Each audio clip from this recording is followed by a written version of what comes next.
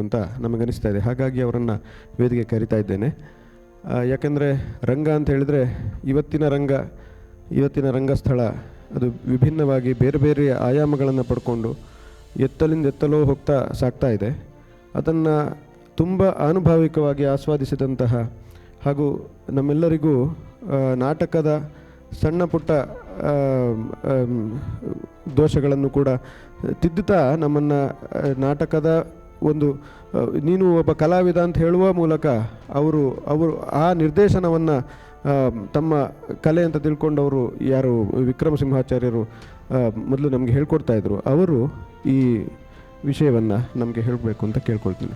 ರಂಗದ ಬಗ್ಗೆ ತಪಸ್ವಾಧ್ಯಾಯ ಶುಶ್ರೂಷ ಕೃಷ್ಣ ಪೂಜಾರತಂ ಮುನಿ ವಿಶ್ವೇಶಮಿಷ್ಟದಂ ವಂದೇ ಪರಿವ್ರಾಟ್ ಚಕ್ರವರ್ತಿನಿ. ರಂಗದಲ್ಲಿ ಕುಳಿತ ಇಬ್ಬರೂ ಶ್ರೀಪಾದರನ್ನು ಭಕ್ತಿಯಿಂದ ನಮಸ್ಕಾರ ಮಾಡ್ತಾ, ಹಾಗೆ ಎಲ್ಲ ಹಿರಿಯರಿಗೂ ಕೂಡ ಗುರುವಿನ ಸ್ಥಾನದಲ್ಲಿರುವ ಅಣ್ಣನಿಗೂ ಕೂಡ ನಾನು ನಮಸ್ಕಾರ ಮಾಡಿ ನಾನೊಂದು ಸ್ವಲ್ಪ ನಾಟಕದ ಕುರಿತಾಗಿ ಮಾತಾಡ್ತೇನೆ. ಇದಕ್ಕಿಂತ ಮೊದಲು ಅಣ್ಣ ಭಟ್ಟಿಯ ದಶಕುಮಾರ ಚರಿತೆಯನ್ನು ಕನ್ನಡದಲ್ಲಿ ಅನುವಾದ ಮಾಡಿದ್ದ. ಆ ಅನುವಾದ ನಿಜಕ್ಕೂ ಬಹಳ ಕಷ್ಟ ಇತ್ತು. ನನಗೆ ಕನ್ನಡದ ಶ್ರೀಹರ್ಷ ಅನ್ನಿಸ್ಬಿಡ್ತು. ನಾನು ಹೇಳಿದೆ ನಮ್ಮ ಅಣ್ಣಂಗೆ, ಸ್ವಲ್ಪ ಉದ್ದಿನ ಬೇಳೆ ಜಾಸ್ತಿ ತಿನ್ನು, ಬುದ್ಧಿ ಕಡಿಮೆ ಆಗತ್ತೆ ಅಂತ. ನನಗೆ ಅದನ್ನು ಅರ್ಥ ಮಾಡ್ಕೊಳ್ಳಿಕ್ಕೆ ಭಾರಿ ಕಷ್ಟ ಆಯಿತು. ಆದರೆ ಈ 3 ನಾಟಕಗಳ ಅನುವಾದ ಆಗಲಿ, ಅದು ಬಹಳ ಸುಲಭದಲ್ಲಿದೆ, ಹಾಗೂ ಪ್ರೌಢವಾಗೂ ಇದೆ, ಸುಲಭದಲ್ಲೂ ಇದೆ, ಎಲ್ಲರಿಗೂ ಅರ್ಥ ಆಗತ್ತೆ. ಇನ್ನೊಂದೇನು ಅಂತಂದರೆ, ಇದನ್ನು ಪ್ರಯೋಗಕ್ಕೆ ತರಬಹುದಾ ಅಂತ. ಖಂಡಿತ ತರಬಹುದು, ಬಹಳ ಚೆನ್ನಾಗಿದೆ. ಮೂಲ ನಾಟಕಕಾರರು ಕೂಡ ಒಳ್ಳೊಳ್ಳೆಯ ಕಲ್ಪನೆಗಳನ್ನು, ಮನುಷ್ಯನಲ್ಲಿರುವ ಕೆಟ್ಟ ಗುಣಗಳನ್ನು ಖಳನಾಯಕರಾಗಿ ಪಾತ್ರಗಳನ್ನಾಗಿ ಸೃಷ್ಟಿ ಮಾಡಿ ಜೀವ ತುಂಬಿದ್ದಾರೆ. ಒಳ್ಳೆಯ ಗುಣಗಳನ್ನು ಒಬ್ಬ ನಾಯಕಿಯಾಗಿ ತುಂಬ ಚೆನ್ನಾಗಿ ಕಲ್ಪನೆಯಲ್ಲಿ ಕಟ್ಕೊಟ್ಟಿದ್ದಾರೆ. ಇದನ್ನು ಪ್ರಯೋಗಕ್ಕೆ ತರಬೇಕು ಅಂತಂದರೆ ಮೊದಲು ಪಾತ್ರಧಾರಿಗಳೆಲ್ಲರೂ ಕೂಡ ಈ ನಾಟಕವನ್ನು ಚೆನ್ನಾಗಿ ಓದಬೇಕು. ಸುಲಭದಲ್ಲಿದೆ, ಹಾಗಾಗಿ ಅರ್ಥ ಮಾಡಿಕೊಂಡ್ರೆ ಬಹಳ ಸುಲಭ, ಪ್ರಯೋಗಕ್ಕೆ ಆರಾಮಾಗಿ ತರಬಹುದು. ಮತ್ತು ನೀವು ಪುಸ್ತಕ ಓದಿದ್ರೆ ಅದನ್ನು ನಿಮ್ಗೆ ಗೊತ್ತಾಗತ್ತೆ. ಅನುವಾದ ಹೇಗಿರುತ್ತೆ ಅದನ್ನೆಲ್ಲ ಹಿರಿಯರಾದ ಮಲ್ಲೇಪುರಂ ವೆಂಕಟೇಶ್ವರಾಯರು ನಿಮಗೆಲ್ಲ ತಿಳಿಸಿದ್ದಾರೆ.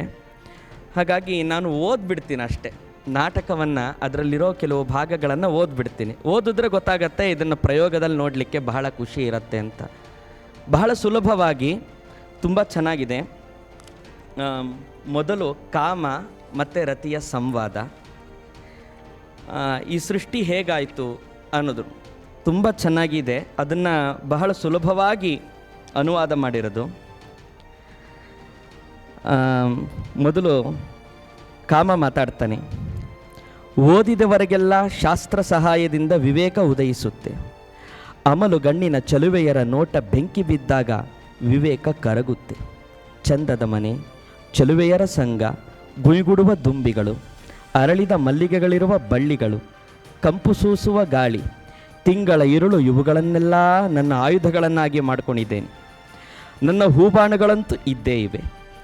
ಇವುಗಳೆಲ್ಲದರಿಂದ ನಾನು ಮೆರೆಯುತ್ತಿರಲು ಒಳಿತು ಕೆಡುಕುಗಳ ಅರಿವೆಲ್ಲಿ? ಅರಿವು ಮೂಡುವುದಾದರೂ ಹೇಗೆ? ಅದಕ್ಕೆ ರತಿ ಕೇಳ್ತಾಳೆ, ಆರ್ಯಪುತ್ರ, ದೊರೆಯಾದ ಮಹಾಮೋಹನಿಗೆ ಎದುರಾಳಿ ವಿವೇಕವೇ. ಇಲ್ಲಿ ಮಹಾಮೋಹ ಅನ್ನೋನು ಖಳನಾಯಕ, ಅವನಿಗೆ ಸಹಾಯಕ ಕಾಮ, ಕಾಮನ ಸಹಾಯಕ್ಕೆ ರತಿ, ವಿವೇಕ ನಾಯಕ, ಬುದ್ಧಿ ವಿದ್ಯೆ ನಾಯಿಕೆ. ಇವರಿಗೆಲ್ಲ ಕಾಮ, ರತಿ, ಮಹಾಮೋಹ ಎಲ್ಲ ಹೆದರ್ಕೊಳ್ತಾ ಇದ್ದಾರೆ. ಇದೆಲ್ಲ ಪಾತ್ರಧಾರಿಗಳಾಗಿ ವೇದಿಕೆ ಮೇಲೆ ಬರ್ತವೆ. ಅದಕ್ಕೆ ಅವನು ಕಾಮ ಹೇಳ್ತಾನೆ, ಪ್ರಿಯೆ, ಸ್ತ್ರೀ ಸ್ವಭಾವದಂತಹ ಹೆದರಿಕೆ ನಿನಗೇಕೆ ಬಂತು? ನೋಡು, ಈ ಬಿಲ್ಲು, ಈ ಬಾಣಗಳು ದೇವ ದೈತ್ಯಾದಿ ಸಕಲ ಜಗವನ್ನೂ ಕಾಡುತ್ತವೆ. ಯಾರೂ ನನ್ನನ್ನು ತಡೆಯಲಾಗುವುದಿಲ್ಲ. ನನ್ನ ಪರಾಕ್ರಮದ ಬಗೆಗೆ ಗೊತ್ತಲ್ಲವೇ? ಇಂದ್ರ ಅಹಲ್ಯೆಯನ್ನು ಸೇರಲಿಲ್ಲವೇ? ಬ್ರಹ್ಮ ಮಗಳನ್ನು ಬಯಸಲಿಲ್ಲವೇ? ಚಂದ್ರ ಬೃಹಸ್ಪತಿಯ ಹೆಂಡತಿಯನ್ನು ಬಯಸಲಿಲ್ಲವೇ? ನಾನು ತಲೆ ಏರಿದರೆ ಯಾರು ತಾನೇ ಕೆಟ್ಟ ದಾರಿಯಲ್ಲಿ ಕಾರಿಡುವುದಿಲ್ಲ. ನನ್ನ ಬಾಣಕ್ಕೆ ಎದುರಾರು. ಆರ್ಯನೇ, ಅದು ಹಾಗಲ್ಲ. ಎದುರಾಳಿಗೂ ಬಲವಿದೆ, ಪರಿವಾರವಿದೆ ಎಂದಾಗ ಹಗೆಯ ಬಗೆಗೆ ಯೋಚಿಸಲೇಬೇಕಲ್ಲವೇ? ಯಮ ನಿಯಮಗಳೆಂಬ ಮಂತ್ರಿಗಳು ಇದ್ದಾರೆ. ಎಷ್ಟು ಚೆನ್ನಾಗಿದೆ. ವಿವೇಕ ಅನ್ನೋ ನಾಯಕ, ಅವನಿಗೆ ಮಂತ್ರಿಗಳು ಯಮ, ನಿಯಮ, ಆಸನ, ಪ್ರಾಣಾಯಾಮ, ಪ್ರತ್ಯಾಹಾರ ಇವೆಲ್ಲ ಮಂತ್ರಿಗಳಂತೆ. ಅದಕ್ಕೆ ಕಾಮ ಹೇಳ್ತಾನೆ, ವಿವೇಕನ ಮಂತ್ರಿಗಳು 8 ದಾಂಡಿಗರಿದ್ದಾರೆ ಎಂದು ಹೇಳುತ್ತಿರುವೆ, ಅವರನ್ನೇ ಮೊದಲು ಮುಗಿಸುವುದು. ಕೋಪನ ಮುಂದೆ ಅಹಿಂಸೆ ಎದುರಾಗುವುದೇ, ಬ್ರಹ್ಮಚರ್ಯ ಮುಂತಾದವುಗಳು ನನ್ನ ಮುಂದೆ ನಿಲ್ಲುವವೇ, ಲೋಭದ ಮುಂದೆ ಸತ್ಯ ಅಸ್ಥೇಯ ಅಪರಿಗ್ರಹಗಳು ನಿಲ್ಲಬಲ್ಲವೇ ಅಂತ. ಹೀಗೆ ಬಹಳ ಸುಲಭವಾಗಿದೆ, ಎಲ್ಲರಿಗೂ ಅರ್ಥ ಆಗತ್ತೆ ಅನ್ನೋದೊಂದು ಖುಷಿ. ನೀವು ಇದನ್ನು ಒಳಗಡೆ ನೀವೇ ಒಂದು ಪಾತ್ರಧಾರಿಗಳಾಗಿ ಅವುಗಳದೇ ಧ್ವನಿಯಲ್ಲಿ ನೀವು ಇದನ್ನು ಓದಿದ್ರೆ ಬಹಳ ಬೇಗ ಅರ್ಥ ಆಗುತ್ತೆ. ಇಷ್ಟನ್ನು ಮಾತ್ರ ಹೇಳಬಲ್ಲೆ. ಮತ್ತು ನನಗೆ ಅವನು ಮಾರ್ಗದರ್ಶಕನೂ ಹೌದು. ನಾ ಏನಾದ್ರು ಒಂದು ಸ್ವಲ್ಪ ಪುಸ್ತಕ ಓದಿದ್ದೀನಿ ಅಂತಂದರೆ ಅದು ಅವನಿಂದಲೇ. ಪುಸ್ತಕ ಓದು ಓದು ಓದು ಅಂತ ನಾನು ಕಷ್ಟಪಡೋದಿಲ್ಲ. ಪುಸ್ತಕ ಓದಬೇಕು ಅಂದರೆ ಯಾವ ಪುಸ್ತಕ ಓದಬೇಕು ಏನು ಅಂತ ನಾನು ಕಷ್ಟಪಡೋದಿಲ್ಲ. ಅಣ್ಣನ ಹತ್ರ ಹೋದರೆ ಅವನು ಒಂದಿಷ್ಟು ಪುಸ್ತಕದ ಅಂಗಡಿಗಳನ್ನು ತಿರುಗಿ ತಂದಿಟ್ಟಿರ್ತಾನೆ. ಈ ಪುಸ್ತಕ ಓದು ಅಂದ್ಬಿಡ್ತೇನೆ, ಸುಲಭವಾಗಿ ಅದನ್ನು ಎತ್ಕೊಂಡು ಓದಿ ನನಗೇನು ಬೇಕೋ ಅದನ್ನು ನಾನು ತೊಗೊಂಡ್ಬಿಡ್ತೇನೆ.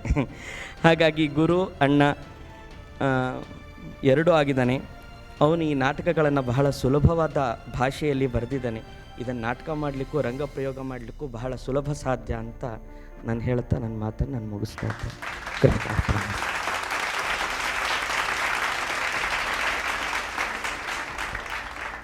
ವಿಕ್ರಮ ಸಿಂಹಾಚಾರ್ಯರಿಗೆ ಧನ್ಯವಾದಗಳು.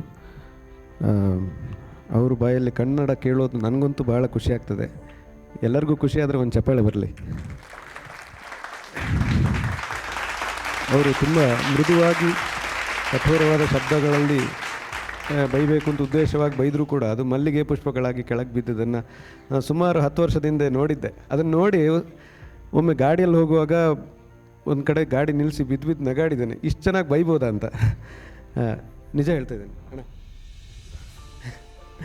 ಹಾಂ